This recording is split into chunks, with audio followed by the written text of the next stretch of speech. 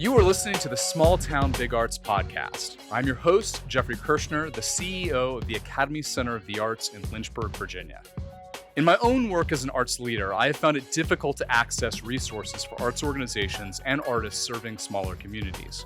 On each episode, Small Town Big Arts sets out to drive conversations and provide inspiration for those serving smaller communities through the arts.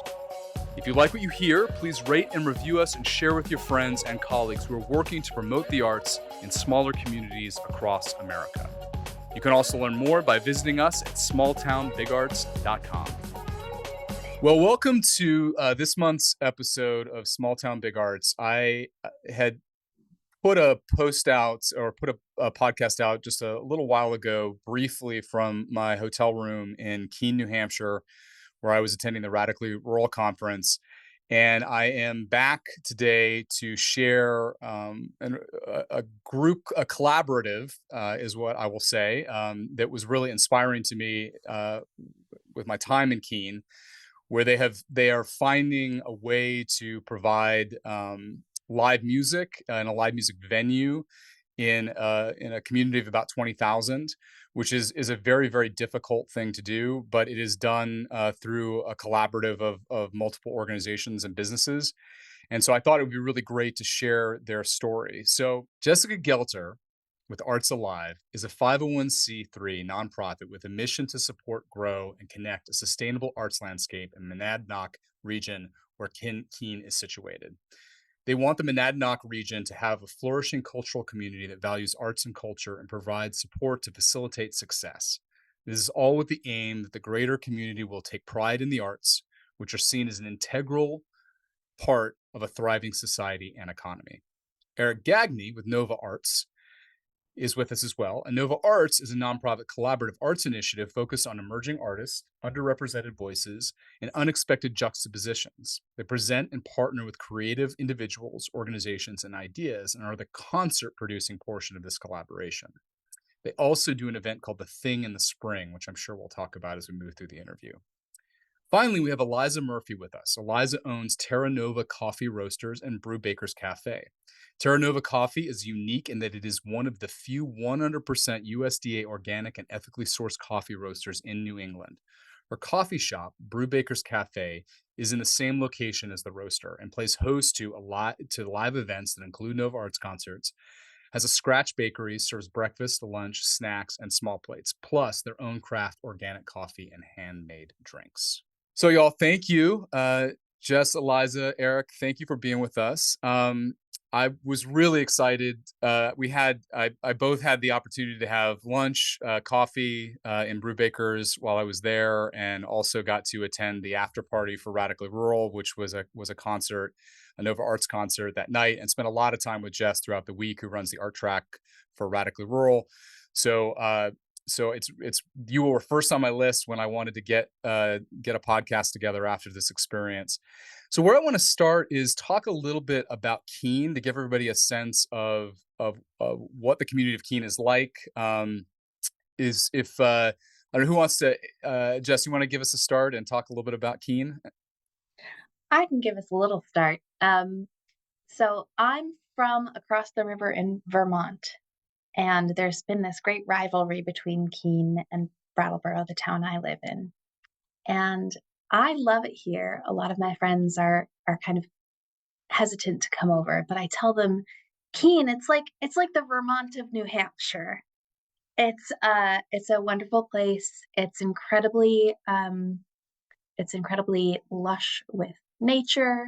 I think a little over 25% of the land here is conserved land. So there's a lot of mountains and hiking, and Keene's got about 23,000 people in it, and median income is household income is pretty healthy here. It's I think it's around 62,000. So it's a lovely little town, but I didn't grow up here. I think Eliza and Eric both grew up in this region, and they can tell you a little more about it. Yeah, Eliza, tell us a little bit more about Keene.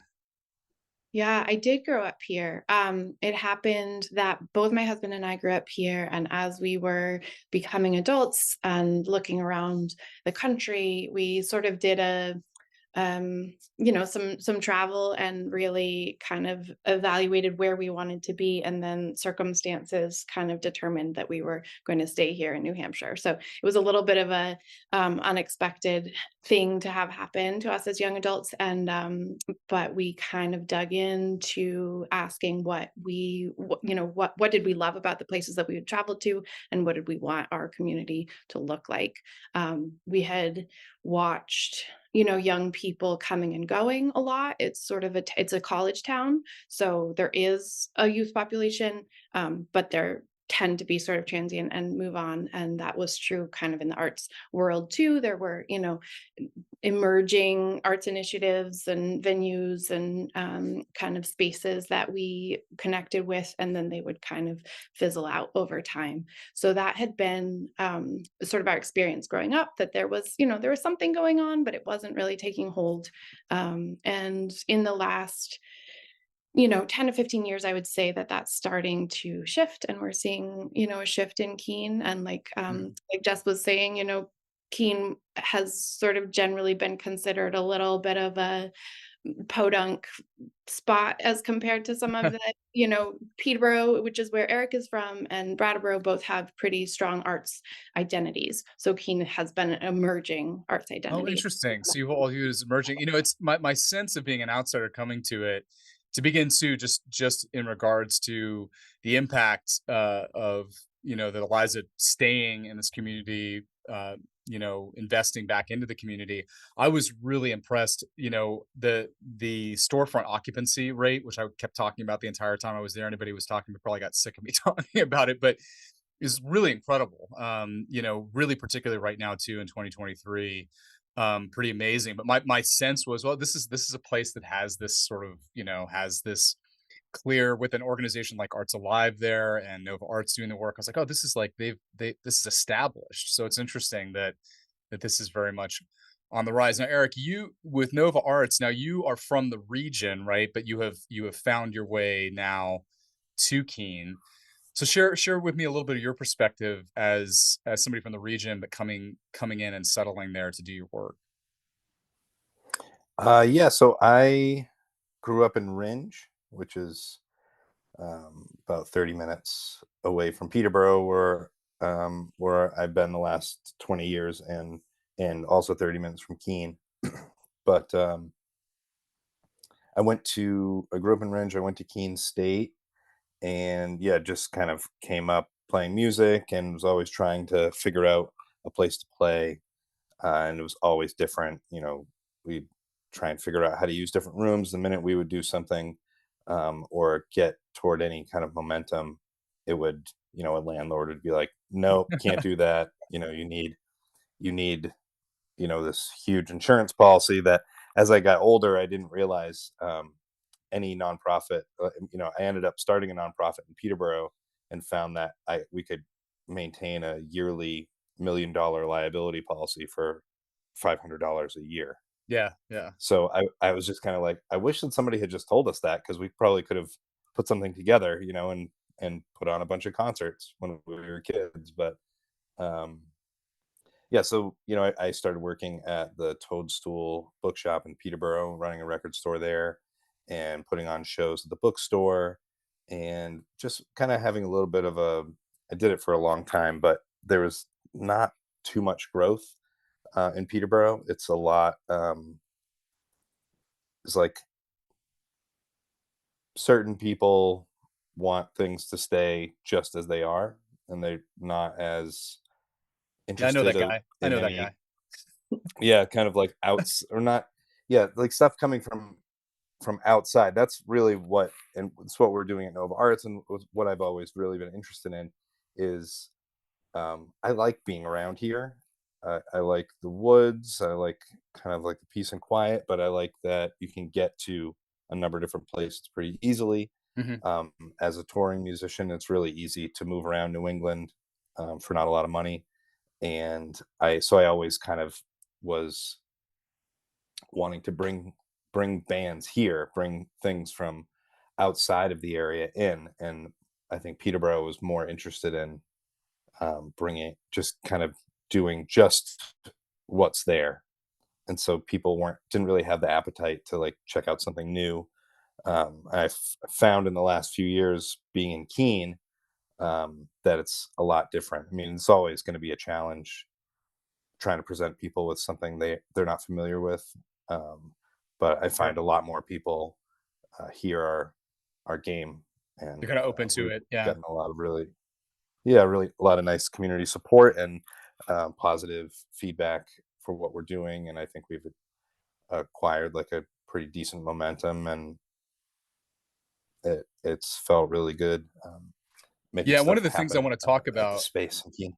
Yeah, one of the things I want to talk about a little bit too is that I think one of the things why I was so excited by discovering what you all are doing is that, to build a creative ecosystem, you really need spaces like what you all have developed, where people are willing to take some risks to bring in some new music, or music people haven't been exposed to, or arts that people haven't been exposed to kind of build up an adventurous spirit.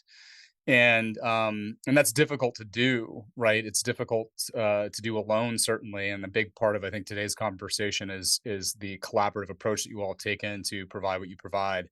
But but I think that it's a great model, because what you all are doing is creating something that's forward looking and forward moving, and I think really really impressive. So Keene is also, it's about 2 hours from Boston, about 3 hours from Burlington. Is that right? Kind of situating it for folks. So it's in the southern part of New Hampshire. There's no major interstate. One of the things that I learned too about Keene was that, and one of the, I think the reasons that downtown is still in such good shape is it like, I guess part of the lore of the place is that like a mall was chased off at one point in the 70s or 80s when it was going to be built. Was a story that somebody told me at one point. But regardless of whether that was true or not, as I look, Jess's eyes got really big, so I'm not sure. But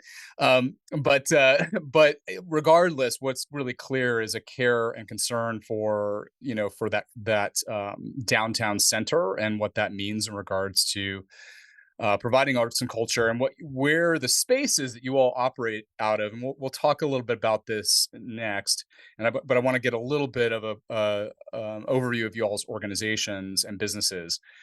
Is situated in the downtown, and Keene State College, which Eric referenced, where he went to school, is also situated very close to the downtown there, and so it's really ideally located too, in regards to being, in downtown, but also close to the college. So I want to get a little bit of an overview. In the lead in, I gave a little bit of what you all run and what you all do, but they have a really interesting intersection with each other. So if we could talk a little bit about the collaboration and how what you all do, in your roles with your organizations, and how that's intersecting. So Jess, maybe I'm going to start with you, because you are obviously interested in the sort of larger cultural ecosystem, right, of the region. And so talk a little bit about what part you play in this collaboration, because I think that it is a helpful thing for us to hear from the arts organization side. Sure. Well, I'm going to take it back. I'm going to take it back to our founding 15 years ago. We were Arts Alive. My organization was founded by donors who realized that the arts community wasn't talking to each other, wasn't collaborating with each other, was holding fundraisers on the same night. And one of the projects that they initiated through Arts Alive was a feasibility study for a multi-arts center. So Arts Alive provided the 501(c)(3) backbone for this research project to build a multi-arts center that included arts education, as well as a high-level performing arts stage and a community performing arts stage. So that was our first foray into this thing called fiscal sponsorship. And that project didn't end up happening. But the program of fiscal sponsorship is something that we've been able to offer a lot of different community groups and initiatives and projects. And we've been able to incubate new nonprofit organizations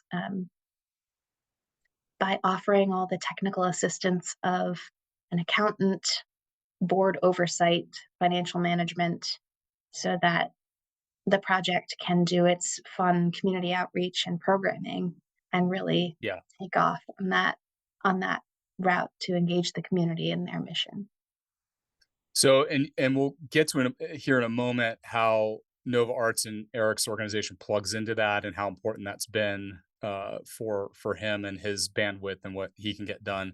But Liza, tell us a little bit about the coffee roasters, brew bakers, the space you all are in, the genesis of that, which is beautiful. It's modular. It's very well done. Coffee is excellent. Food was excellent. Staff was a great. Um, but tell us a little bit about it. Yeah, so I am co-owner of Brew Bakers and Terra Nova, which are really the same business, just a coffee roastery and a cafe, and they actually were existing in separate spaces until 2020. And so what happened is we were again a surprise. We needed to move the coffee shop off of the downtown out of a downtown location into a new space, and so we looked around, we really considered what we wanted to do with that, and we determined that this was an opportunity. As we had to move, it was an opportunity to sort of think bigger and think about what we really hoped to do through owning a small business in a small town. And we recognized, as I mentioned, we'd seen all these sort of arts initiatives, and we had been participants in, and volunteers and musicians in these arts initiatives that had sort of risen and fallen, and sort of troubleshot in our own minds what the problem was, and kind of decided that there was the potential, as we grew our business, to grow space and provide space for some of these sort of initiatives that we had affinity with and that we wanted to see grow. So we identified this location. That was where the roastery was at the time, and we had to work with the other tenants that were in that space. And we built up a design for a multi-use collaborative sort of business block.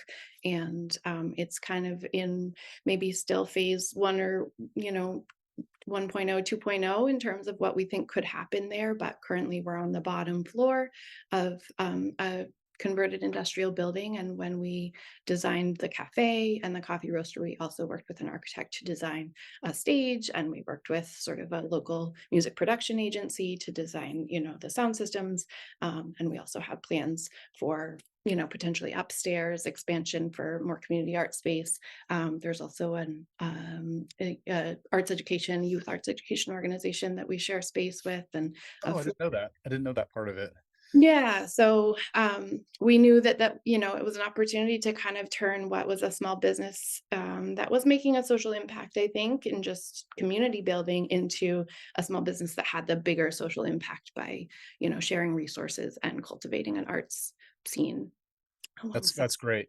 And I want to, before we leave this today, I do want to talk about y'all's future plans too, because I heard snippets of it while I was in Keene, and I want to get to that. But Eric, before we do, share how you plug into this, because I think and I want to say I got to watch Eric in action the night of the after party for Radically Rural, and he's a one-man wrecking ball. Like he is doing it all, right? And is super impressive. And so I want to give him some love here, because I mean, the man designs the posters, he books the shows. He was sharing with me a little bit, at times he will step in to do sound engineering depending on sort of what's happening that night, what's going on. Sometimes he's working the door, sometimes he isn't. But Eric, share a little bit about how you found your way to this and how you plugged in and how it goes.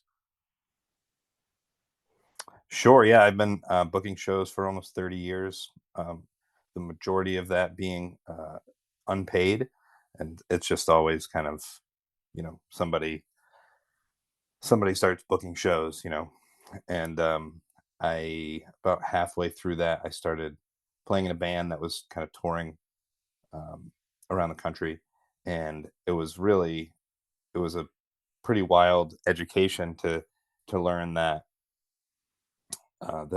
there were, every place we went, there was this network of people, bands, engineers, studios, spaces, poster makers that all, none of the music was on the radio. Nobody knew who any, a regular person on the street had no idea who any of these bands were. Maybe had never even heard of the space. Like, this is deeply not necessarily deeply, but this is underground stuff. And and there's some of the most profound and heavy things I've ever seen, in these little basements in someone's house and a, VFW, with Yeah. like Yeah. 20 people. And I just knew as soon as I saw that I wanted to do that where I was. So it kind of began the work of making this kind of southwestern New Hampshire into like a hub for people that were on tour. And the more I did it, the more, I guess, daring I got with who I was asking to come and Mm. play. Yeah. And then it got to the point where it was, started to become, national and international touring artists. And that's kind of what we started doing with the thing in the spring in So tell everybody really Peterborough. quick what the thing in the spring And is, so, Eric. yeah, sure. It's a multiple day celebration of music and art and community. It's kind of DIY, um, nonprofit. You know, nobody. We're not trying to make money. We're just trying to cover what it costs. At some point, maybe it would be good to do more than that, but we Yeah. just really want everyone to. It's about curating something really unique and being able to give people in the area the opportunity to um, see this and experience this music, um, without having to drive to New York or LA or something. And this is Um, an outdoor festival, correct? no, it's inside and outside. Oh, it's inside and outside, so What it's we do at multiple no, venue? we've done it. Yeah, since we've done it in Keene, what we do is we put up a outside stage right in the parking lot and kind of block that all off. And so we have two stages going back and forth. Got it. Okay. And Okay. so over the years doing that, playing in bands, with Jeff, with Eliza's husband Jeff, and getting to know them really well. Um, they always were very supportive of what we were doing in Peterborough, and then um, they we started kind of working together on these, in the back of the roastery before there was a huge walk-in there. Before they turned it into the cafe, there was a big garage, and so they were like, "Hey, you want to book some shows in the garage?" So I Nice. started doing that, and then The thing in the spring and Eric's curatorial style. There's the risk taking that you were talking about was such an interesting thing. And I think just like really sold me personally on what, Eric was doing as a booker and as a, facilitator. It took time, I think, to understand like his style, but once we kind of got it, and when we did get it, but um we just really wanted to collaborate with him. That he's really talented at what he does and does something that's really different than what's happening up here. And so Eric, so then that transitioned into Nova Arts, which became is now a year-long collaboration, yeah, correct? they were like, "Hey, we're gonna take over this space. We're gonna put in, the business, Brewbakers, and Terra Nova. They foot of the bill for, they put in the stage, the sound system. I mean, and they were essentially like, we want to figure out a way for you to book shows here all the time and have it not be a thing where you just have to like do this on nights and weekends for no money. Like, we want to figure out a way for you to be paid." um, and I think, that's such an important part of this, because I've done it for free for so long, and then you just enter this cycle of burning out and being Yeah, it's like, gonna be you know familiar to what, a lot of people. I'm not doing this anymore. I can't do it Yeah. anymore. It's just, you're working full time, trying to see your family, trying to maintain relationships, and then somebody is rude to you, and you're just like, hey, I don't need to be doing this. Yeah. It's hard to like put up with it, and then you stop for however long, and then you're just thinking about, well, if I could do it again, well, how would I do it, or how could I make it better? So all of a sudden, being able to dedicate my time to this, and have it really be prioritized, was really a game changer. And we then started kind of figuring out that, all right, like, doing this kind of stuff is not this does not make money. Nobody is like walking away with, obviously I'm getting paid, but Yeah, it's not it's presenting concerts.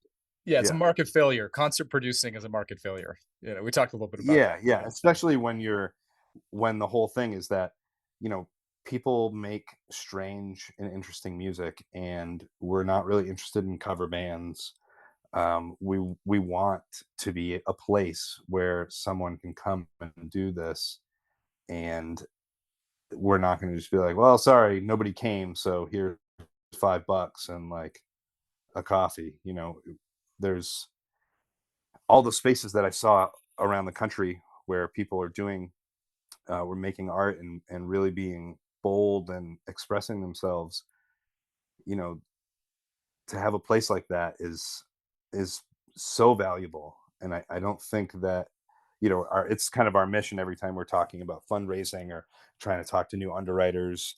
It's This is what we're trying to talk to them about. Like, you may not be able to take a survey right after an event, and see that a bunch of money was spent downtown, that maybe only 10 people were there, but to have something consistent, and for people to be able to count on a place where they can see themselves on the stage, they can hear something totally different, um, they can see people from outside coming in and feeling welcome. I mean, this is the way that you build culture. And I think in New Hampshire, especially, people often think of it as, being like predominantly white, and not really super cultural. But I think that there are lots of different people here, and they come out when they see there are there are spaces like this. Yeah. Yeah, it Does that changes the make sense? narrative too. It changes the narrative. Um, you know, and even for me as an outsider coming in, right? I shared like, oh, I was like, oh man, this is this community that supports arts and culture deeply, right? And I'm sure every day brings its, new struggles. We all know that, those of us who are in this field. But I will share, as an outsider came in, what you signaled to me was that, this was an open community interested in investing in culture and experimenting, but most importantly, it told me that this was a collaborative community, because you all have done this by joining forces. So, one of the things I want to get from this today in regards to this podcast is I do want to share with everybody sort of the logistics of this, how it works, because I think that the revenue expense sharing side of this, which, for for for some may not be all that interesting. For the sake of this podcast, I think it would be interesting, right, to kind of know how that goes. Um, so I want to talk a little bit about it, because we have Eric's organization, Nova Arts, is just correct me because if I'm wrong. We talked a little bit about this, but Nova Arts is designated as a nonprofit in the state of New Hampshire, but it doesn't have its 501c3. It doesn't have its federal designation, right? So you all supply the 501c3 umbrella that allows Eric to do some fundraising that he has to do annually, correct? Yeah, we provide that for either folks who just have a registered business name, for folks who have an LLC, or for folks who register a nonprofit in the state of New Hampshire. So we're able to serve lots of different folks through that fiscal sponsorship, and then they use our 501(c)(3) umbrella, file their financial tax information on the 990, on our 990, and get to have all of those tax deductible donations and qualify for a significant number of additional grants and funding Yeah, opportunities. which opens a door. And Eric, you were telling me, I mean, we were speaking when I was there. I mean, it was some quick back of the envelope sort of thinking through it. You were thinking, but at the time we were kind of talking through, you think you could probably raise about 40% of your operating income. It was sort of what you thought at the time, give or take. So I'm sure that what the nonprofit umbrella does, right, is helps facilitate some of that funding that you need to keep this thing going, right, beyond ticket sales, because you can't Oh do it just yeah, with ticket sales. right. No, absolutely not. Yeah, Yeah, and I mean, and maybe if I was doing it for free, I could figure out ways sure, to figure that out. But like, sure. but yeah, but Until yeah, you're no, independently wealthy, it's just what it is. yeah, Yeah, no, and it's great, and so we're able to get start the year with funding, and then we kind of as we go, money comes in for shows or from underwriting, and we're paying bands, and my my salary is coming out of that, and it just as we get toward the end of the year, it starts to get lower, and we start to secure for next year. It's just a yeah, it's the cycle. constant Yeah, kind of yeah. yeah. And so Jess, and then you all handle the payroll, Eric's payroll too, right? So you all facilitate that, and that's how that works, right? Yeah, we have Eric on our payroll, so we cover all the sort of taxes that go around that, and that is paid by Nova in our financial arrangement. And it's um it's wonderful to be able to employ Eric because I mean, like he was saying, it just makes the project sustainable. Yeah, It makes it be able to have a future. yeah. And, when we talk about our mission and our vision of a sustainable arts landscape, this is what it looks like. This is how it There it manifests. is. Yeah, there it is right there. Is there any other infrastructure support that you provide? Is it like we were just talking about insurance earlier and the expense of insurance? Is the insurance move through Arts Alive? Does it move through Nova Arts? Things like that. Is there anything else administratively that you all provide? We don't provide insurance for the regular goings on, but occasionally we will co-sponsor events where if they want to do a public art thing or something in a downtown park, we'll provide insurance or a certificate insurance for that sort of activity. Um, we also provide, we have an accountant who takes care of all of the bookkeeping and the taxes and all of that. And so every month we provide with a full financial report of all activities and state position statement and all of that. That's great. That's huge. So, Eliza, then with Brewbakers and Terra Nova in the space, and there are some other vendors in the space too, correct? There's a florist in there, am I correct? And there's some art retail. A record retail, and sort of a open art studio, after school classes, community art space. Yeah. Yeah, and so for you all now you don't currently own the building, so there is a fourth party in this too, right? So is that correct? Yeah. Yep. Yeah. So and we'll get to future aspirations. We'll talk about that. But but you all, one of the things I was intrigued by too, because I think very often workforce and sort of navigating the space, the way that Eric was explaining it to me is that your cafe team, your staff there handles the bar, right? Correct? That's how that happens at night with the shows. Yeah, yeah. So Eric is the sole employee of Nova Arts. So he has often an intern from the college who supports the door, and then the staff of Brewbakers and Terra Nova are the staff on site, supporting the service of a venue. And we it's often me, because, it really has been sort of this collaborative, like, let's build this thing together. But as the time has gone by, the rest of our staff has also sort of um, decided that this is something that they love to be part of. I And was so gonna ask that. Yeah, I was gonna ask how that worked culturally for yeah, them. yeah, it's a stretch. We're open from 7 in the morning until, 11 at night some days, and so we do have to sort of split up the skill sets, and the staff, but we do have a pretty, I think it makes working, at our cafe, that much more interesting, honestly. There's a lot of concerns about staffing, um, shortages, and people are always asking us whether we have that problem. And I think that's really one of the benefits that our business draws from this collaboration with Nova Arts, is that it just has this energy. Having, shows and events there at night might not be something that they are all attending. Maybe they're working the 7 o'clock shift and they don't want to be there in the evening, but they feel, what's happening as a sort of broader cultural thing. So yeah, our staff is there. When we do the thing on in the spring on site every year, that's a real, all hands on deck situation, 3 days all day, and everybody kind of gets involved in it. And yeah, there is sort of an infrastructural, big part of the weight that we pull, but Yeah. it's kind of a solid trade for all of the, sort of cultural development that's happening, or in within our walls.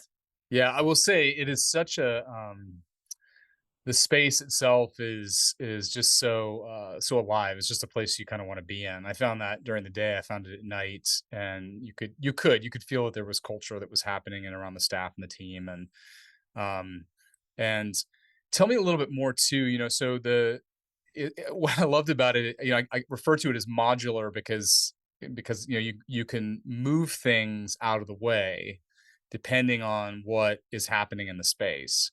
So, Eric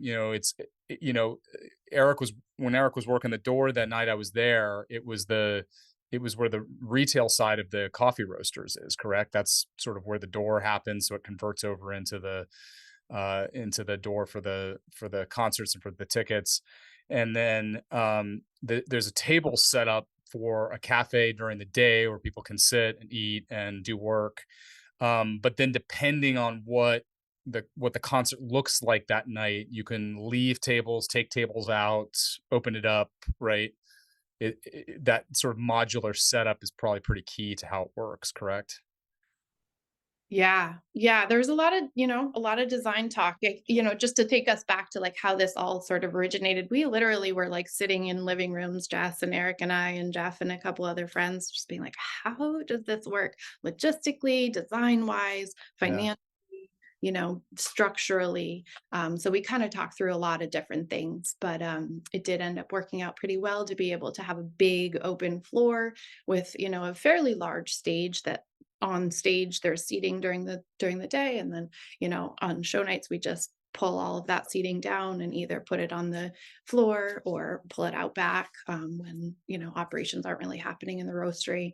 And it takes some muscle to move all that stuff. It's just part of the kind of system of the evening to move those back and forth. But it does sort of create a nice sense, um, within, our operations in general, of, like, we can kind of do kind of anything. And, and we've sort of been doing it outside too. Like, let's not put a cap on the ideas that are coming through. And, Eric's really great at ideas. And then also there's lots of other sort of partners. Nova Arts, is part of its mission is partnership. So there have been other, partners that have come in and sort of had ideas for how to, put on like a arts fair, so yes, we can move everything around and facilitate that, or, do food trucks outside on a, outside show. Everything's kind of possible still, which is great. Yeah. Yeah, that flexibility is really key. And then Eric, you were telling me too that there's a partnership with Keene State College on murals on the exterior of the building too, right? Is that Yeah, a couple of years ago, a friend of ours who's a art professor, art and design professor there. Um, is that how it started? I can't remember if she came to us or if we reached out to her, Eliza, to because we there are these big panels on the side of the building, and we're just kind of like, maybe something could be there, and the Well, idea of having kids, mhm. they will like everyone will sorry. Oh, no, you were just gonna say it too, just having kids, like collaborating with the local college or the local schools just really fits into kind of the mission, the broader mission beyond shows of what Nova wanted to do. So it made a lot of sense to reach out to the, professors at Keene State and see what their art students were doing and how we could, put something together. Well, it's great. It's great aesthetically Yeah. too. The space, you notice the building very quickly, because of these mural pieces that are out there, and the connectivity to that art department, only expands the collaborations. It's really great. And I love that part of it. So I want to spend the last bit of the podcast talking about the future hopes. Because I did hear, to paint the picture for everybody too, it's this warehouse space as Eliza was talking about earlier, and it's got an upstairs that currently isn't in use. There is if I'm remembering correctly, there's sort of an open lot right next door to it, right? If I'm remembering right, where you all do some of the outdoor music activity. And then there's another building that's on the other side of that lot, on the same side of the street. So tell me a little bit about your hopes and future plans for where this might go. Well, when we designed Nova and Nova Arts Block and we called it Nova Arts Block because the idea was that it was going to be sort of a block of arts oriented and creative initiatives kind of working all together. And it was in 2019, and then the pandemic and the shutdown happened just as construction started. And so we do have blueprints for upstairs for a open, collaborative space, probably a gallery or another, event space with some studios or offices. That was part of the bigger design that sort of got tabled in the wake of the shutdown and the limitations that we were feeling, in terms of ability to kind of go big at that time. So that's starting to roll again, sort of in a logistical, in a practical way. We're starting to look at the opportunities that are in front of us to maybe do that renovation and bring some more activity upstairs. And we're also, just thinking about structurally shifting and growing from where we have been, which has been sort of a intimate collaboration, to something that is more differentiated. So, Jess has provided this umbrella of a fiscal sponsorship, and Arts Alive, or so Nova Arts has been sort of existing under the sort of practical umbrella of the businesses. So Nova is splitting off even more so. Actually, technically right now, we're in the transition. Nova's in the transition to its own nonprofit. Okay. Yeah, I assumed that was where it was heading eventually. That it was a startup It was, situation, right? yeah, it was a startup, and now it is. There's a board that's gathered, and it's with the state of the Department of State right now. We're just waiting for those papers to come back. So, you know, positive growth in all those directions, continued collaboration. And then I'll just say, like, there's, on a daily basis, we have the question from community members, cafe or show attendants, to say, like, what else is going on? Like, what's going to happen upstairs? Like, can we be part of it? I have a creative business. I'd like to be part of it. How Yeah. So the wheels are turning.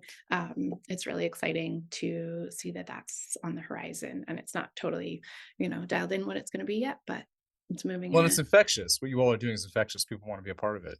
What I want. I love it. I love it. It's I think I was curious too. What are the obstacles for you all, that are sort of that you're kind of navigating right now? Obviously, COVID created some obstacles to the growth. There may be things there's certainly national things that are happening that we could probably point to, but there may be some local things too. What are some obstacles that might be there for you all as you set out? um, Well, funding. I think, I mean, the yeah. It's I was always gonna about the say funding, right? funding is It's always about the funding. funding, yeah, and also just like awareness. It's still, there's still people that come in every day that are like, "You guys have shows here?" And we'll be like, "We've had like 250 shows in the last couple of years," and they're like, "What?" I mean, and I've always done that with, or Yeah, found that with the this thing in would the be very spring. relatable, Eric, to most people out there. They're gonna Yeah, know that. Yeah, yeah, those people will see past things that we've done and just like, "Whoa, what? When was that?" I'm just like, "You were just sitting at home." How do So the big challenge for me is always, how do we there are lots of people that would be very, very into this. How do we get the information to them, especially when we don't have like an advertising budget or anything like that? It's just mhm, mhm. this kind of outreach, so that's one thing that I feel like we've started moving in the right direction with this board. We're bringing in more people that are going to be able to help with fundraising and help with outreach. So That's great. And are there things with the how is local government? Are they supportive of the work that you all are doing? It's a loaded question, maybe. yeah, I think so. Yeah. No, I mean, I don't think that we've had, you know, usually mostly with the thing in the spring is when we kind of need to get permits for stuff, or talk to, but every time that I've had the opportunity to talk with anybody over at the city hall or work with fire, police, public works, safety, they've all been really easy to work with and really supportive, and Mhm. which is great. Yeah, Jess might have a little more experience sort of in the big picture, but I think our more narrow experience of working with city is that they themselves identified some obstacles in their ability to help develop Keene into the town that they kind of knew it could be or wanted to be. There's been a lot of sort of visioning going on. And then I think there was maybe an identification of that there was a lot of red tape happening and that there were a lot of businesses were struggling with how much red tape there was. And so in the last um, sort of cycle of time, I would say there's been a real and like push within city government to make things a little easier for businesses to be That's able to great. That's great. challenges that are, of And course, they're and there, but yeah. they're trying to make it more business friendly for Yeah, sure. One of the cool things that they've done is really taken the city council out of the nitty-gritty, like, "Oh, should we do that? Oh, is that art? Oh, shouldn't we censor that?" Like, that's not even on their, radar, that's because awesome. That's they've developed awesome. this procedure for public art events and things, and one of our other fiscal sponsees, Friends of Public Art, worked with the city and Arts Alive and the community to help them develop this, where, there is a process that you go through to get your event or your festival or your installation happening, and then they just share it with city council, and it's brilliant. That's And great. sometimes, they get to ask the city for extra parking or, "Can you shut down the street?" And it's that question, not, Is "Can we this thing? Yeah. start?" Yeah. Yeah. Well, and Keene has I was really intrigued, and just if you could just touch on this really quick, because I think the wider audience be helpful to know too, has this real entrepreneurial spirit that exists due to a couple of really unique organizations and people that are there and tied to the Radically Rural Conference. Do you want to speak a little bit to that too, Jess? Because I think that people out there, sort of curious about the town itself and sort of how I feel this collaborative spirit, this eliminating of red tape, the support of small business. It seems to be a part of sort of the identity of the place in some regards. You speak a little bit to some of those organizations and some of that activity that's there. Sure. I think that Keene has a really good relationship with planning. Um, so here's what that means. Here's how Yeah, that plays yeah, out.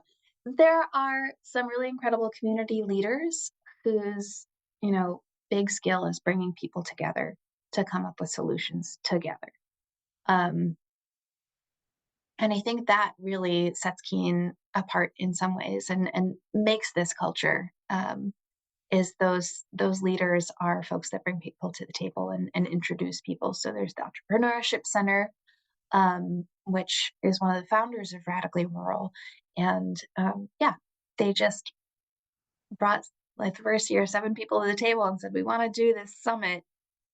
We want you to bring your ideas. Does this work for you?" And we sort of collaboratively worked to make it work for all of us, which was pretty cool.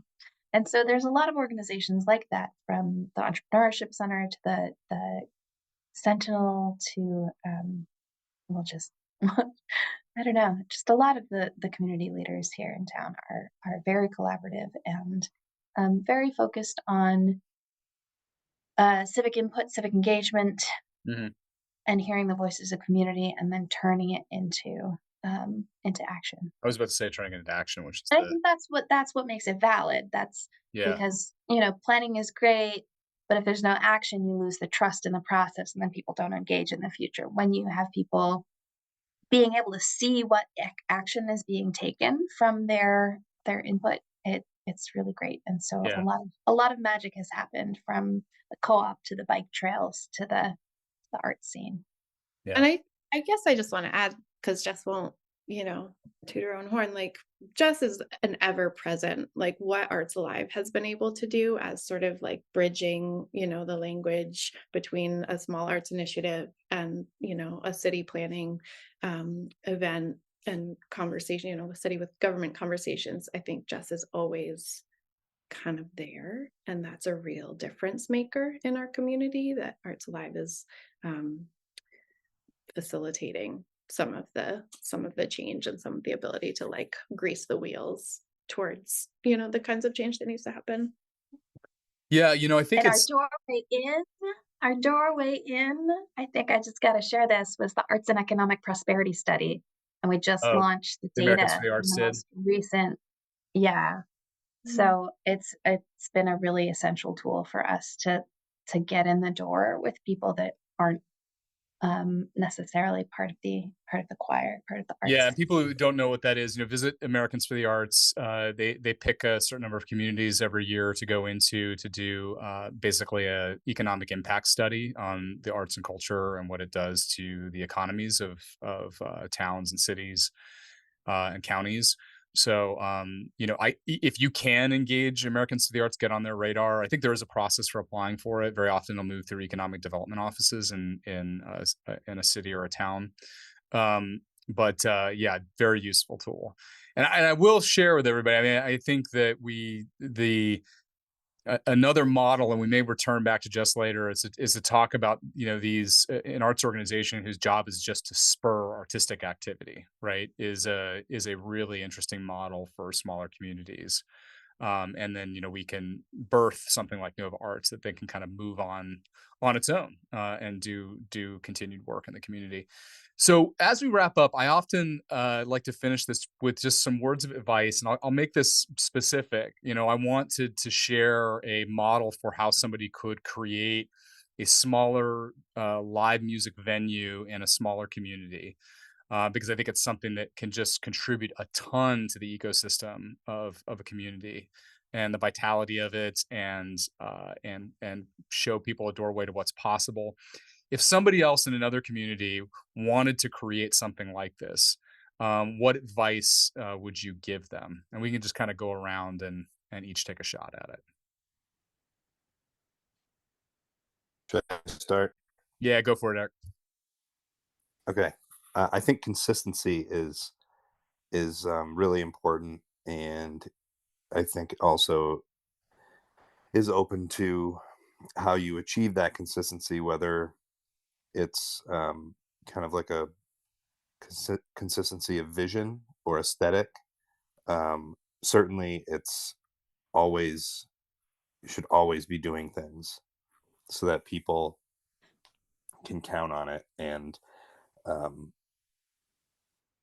even to the point where they might take it for granted, because then more people will kind of come up, and people that maybe were coming all the time in the beginning and then you don't see them, they'll remember and they'll come back, you know but without that consistency, you know people just move on, and I think it's hard in our area because, like Eliza had said, there's so many kind of like of these upstart things that would then kind of fizzle out. And I think for us, just kind of continuing to do stuff, that's been really, I think, powerful. That's great. Yeah, and you will if you go to the Nova Arts social media, you will see they're just keeping them going. They're just doing show, and I think that is a great takeaway. Jess, Eliza,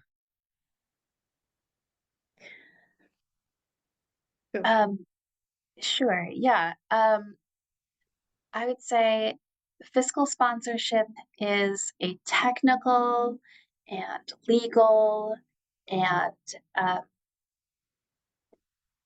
can be something that, puts your 501(c)(3) status on the line. And I think that it's really important that you know that and the ins and outs of fiscal sponsorship and how it works and what level of control your organization that's and your great board advice. is comfortable with. At the same time, there is it's a two-way street because you are then controlling somebody else's, hard-earned, fundraised money, and there needs to be a lot of trust in that relationship and some flexibility to be able to support the the processes of the project. For example, Nova Arts needs to be able to pay artists on the night of the show and can't go through our usual payment processing system. So there is a trust relationship there. So we have developed a specific and different system for Nova Arts, um, because we want to see them succeed and we want to support the artists that they're booking. And we want those artists to come back and spread the word that it's a good place. Yeah, So, that's really practical, great advice. Eliza, um, I think I think the conclusion that we came to, that led up to the development of this is that we could not have done an venue like this without some kind of an innovative, like a problem solve, a different model than what we've been seeing, not in our community. So that just leads me to say, like, don't be afraid to do something different. And there have been a lot of questions and a lot of clarifying questions over these last couple of years, like, what are these relationships, like, how does this work? And it's not what we had seen. Were able to find a few other examples of it out there, but not a common model. And so it might not be our model that ends up being the one that works in a different community, but like, just like dig into different ideas, do something, be bold about proposing. I really love the collaboration, but whatever it is, it's just a new model. Yeah, that's my that advice. that is actually a great way to end it because one of my apart from you all's beautiful collaboration, one of my other takeaways from Keene was from the Radically Rural Conference was there was a statement basically that rural is not the mini version of urban, right? And I do think very often in the arts sector, the sort of operating models and organizational structures that exist in large urban markets are often just it's just thought that, oh, if we just scale this down, right, it'll work in a smaller community. It's just really not the case. These communities are unique in their own ways, have their own specific ecosystems and different types of partners, different types of opportunities. And as I've talked to different organizations, one of the keys to success is the organization's ability to adapt and take what they have in their environment and then utilize that in a really specific way that makes it go. So I do think that that is a great way to end this. I do think that there is obviously something here that I would really encourage people to take a look at as a starting point. I shared with the group before we got on press recorded that I was so intrigued by this. We lack a small music venue here in my own community, and it's really a missing piece of our cultural ecosystem here. And so I've been talking to a developer about, looking at doing something like this. And I think that my takeaway is it needs to be collaborative in the way that this is collaborative, right? It needs multiple partners, and there needs to be revenue expense sharing that exists. But it also is going to have to be responsive to what we have here, right? The space that is acquired, the business partners that exist, and how it's all put together. But I certainly think that this is an incredible example for people to utilize and look at. And so I strongly encourage everybody, if you all could, let's just real quick kind of go around, give your websites so people can look you up. Jess, what you got? So it's not easy at all. It's that word, monadnock, arts alive.org. So you're gonna have to put that in the introduction somehow. I will say this really quickly. I will re-record that, so anybody listening to this later, you won't hear how I butchered that initially. So, Eric, what you got for Nova Arts? NovaArts.org. Pretty easy. You can check out what's coming up, buy tickets, all that kind of stuff. Eliza? We have terranovacoffee.net and brewbakerskeene.com. And then Google Keene, New Hampshire. And I've just been telling everybody, if you find your way into that region, please stop off in Keene. It is a beautiful, beautiful town with lots of culture, and you gotta visit these folks and see it firsthand. Incredible mural program that happened there. It's Jumanji was filmed in downtown, one of their claims to fame. So. Well, y'all, thank you so much. I really appreciate it, and excited to share this with a wider community.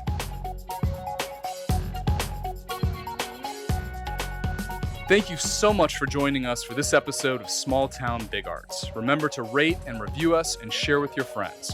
To learn more, visit us at smalltownbigarts.com. Until next time, I'm your host, Jeffrey Kirschner.